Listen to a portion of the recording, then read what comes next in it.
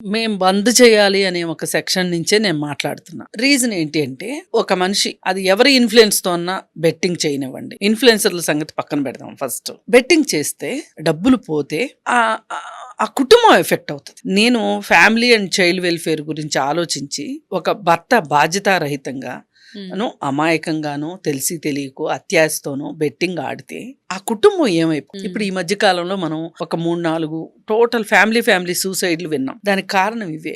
Lecturer గా చేసే అతను బాగా చదువుకున్నాడు, లెక్చరర్ గా చేస్తూ ఉన్న మనిషి కొద్ది గొప్ప ఆస్తిపాస్తులు కూడా ఉన్నాయి. అతను ఈ బెట్టింగ్ వ్యసనానికి అలవాటు పడిపోయి అది మొదట్లో ఒక ఆటలాగా మొదలయ్యి తర్వాత అదొక వ్యసనంగా మారుతుంది. ఈ వ్యసనంగా మారిన తర్వాత వాళ్ళు ఇంట్లో డబ్బులు లేదు, చుట్టుపక్కల వాళ్ళ దగ్గర అప్పులు ఇవన్నీ చేసి చివరికి అతను ఉద్యోగం కూడా మానేసేసి, అంటే కాన్సన్ట్రేట్ చేయలేకపోతే వాళ్ళు మరి తీసేసేవారో ఏదో గాని మొత్తానికి ఉద్యోగం కూడా మానేశాడు. ఇప్పుడు చివరికి ఏం చేయాలో తోచగా భార్యను ఒప్పించి, భార్యని మన ఇద్దరము చచ్చిపోదాము, పిల్లల్ని చంపేద్దాము అని చెప్పి పిల్లల్ని చంపేసి భార్య భర్త ఇద్దరు చచ్చిపోయారు. టోటల్ ఫ్యామిలీ కొలాప్స్ అయిపోయింది. అసలు ఇప్పుడు ఇది బయటకు వస్తుంది స్టోరీ.